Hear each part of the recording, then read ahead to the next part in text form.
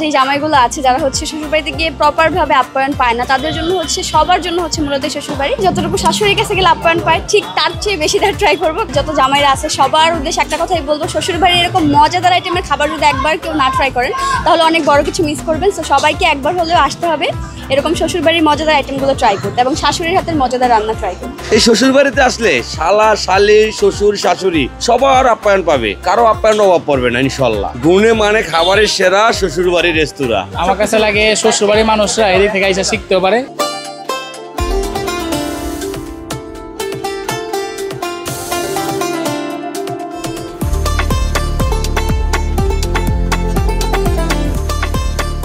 দোকানের নাম শ্বশুরবাড়ি, আর জামাই এসে খাচ্ছেন পেট পুড়ে। হাঁসের কালা ভুনা, হাঁসের লাল ভুনা, গরুর ভুনা, কলিজা ভুনা, বটসহ আরও মুখরোচক খাবার।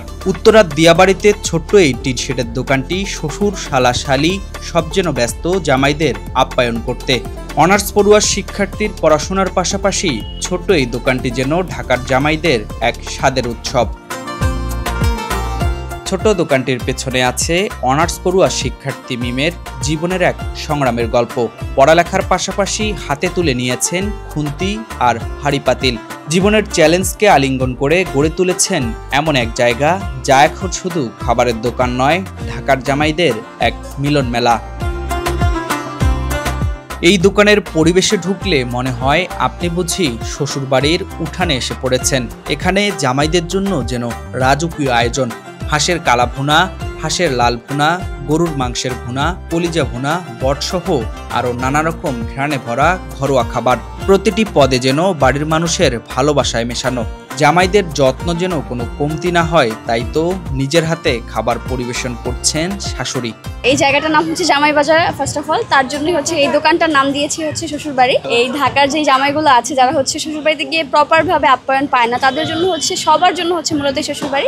আর এই শ্বশুরবাড়িতে এই শাশুড়ি হচ্ছে এই সব ধরনের আইটেম রান্না করি এবং খুব ভালো টেস্ট হয়। রান্না করি হচ্ছে হাঁসের মাংস, লাল ভুনা, কালা ভুনা, চুই ঝাল, গরুর লাল ভুনা আছে, কালা ভুনা, চুই ঝাল আছে, কলিজা ভুনা, বট ভাজা, বট ভুনা, এই ধরনের আইটেমগুলো পাবেন। যতটুকু শাশুড়ির কাছে গেলে আপ্যায়ন পায় ঠিক তার চেয়ে বেশি তার ট্রাই করবো, বিকজ আমার এখানে অনেক ধরনের আইটেম আছে। সো সবাইকে চেষ্টা করবো খুব সুন্দর করে আপ্যায়ন করার। পড়াশোনা করছি, পাশাপাশি হচ্ছে একটা অনলাইন বিজনেস করছি। সব থেকে বড় হচ্ছে একজন স্টুডেন্ট।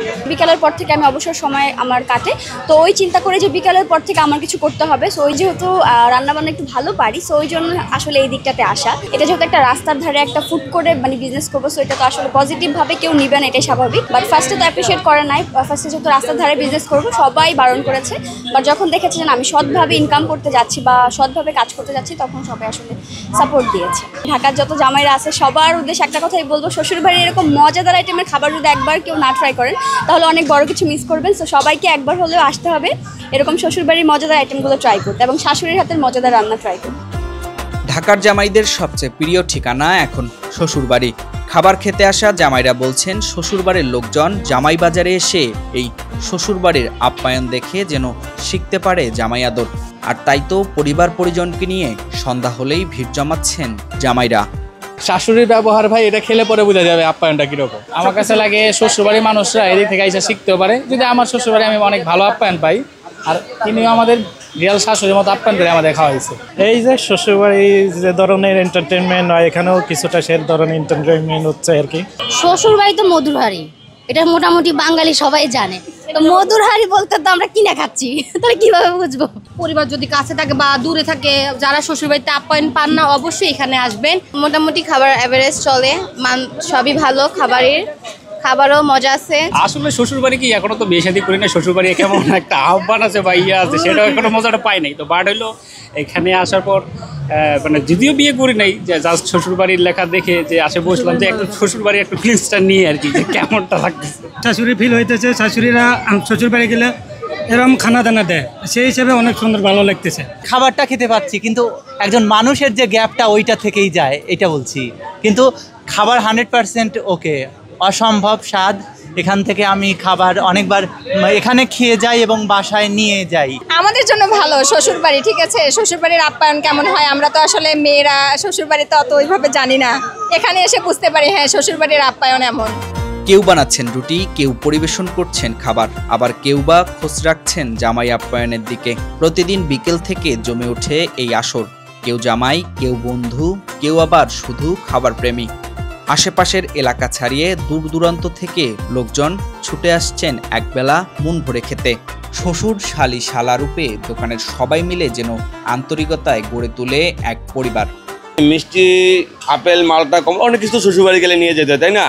তো আমাদের এখানে আসলে ওইরকম কিছু নিয়ে আসতে হয় না, কিন্তু ঢাকা শহরে যত জামাইরা আছে যারা শ্বশুরবাড়িতে আপ্যায়ন যাইতে পারে না বা আপ্যায়ন পায় না, আমাদের এখানে আসলে অবশ্যই আমরা তাদেরকে জামাইয়ের একটা আপ্যায়ন দিই। এই শ্বশুরবাড়িতে আসলে শালা, শালি, শ্বশুর, শাশুড়ি সবার আপ্যায়ন পাবে, কারো আপ্যায়ন অভাব পড়বে না ইনশাল্লাহ।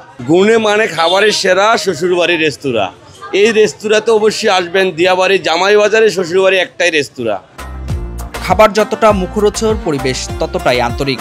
আর এই ঘরোয়া পরিবেশেই আলাদা করে চিনিয়ে দিচ্ছে শ্বশুরবাড়িকে। এ যেন শুধু খাবারের দোকান নয়, এ এক অনুভূতির জায়গা, এ এক নতুন গল্পের শুরু, যেখানে প্রতিটি জামাই পায় বাড়ির স্বাদ আর প্রতিটি অতিথি নিয়ে যায় তৃপ্তির হাসি। মারুফ হোসেন, ঢাকা পোস্ট।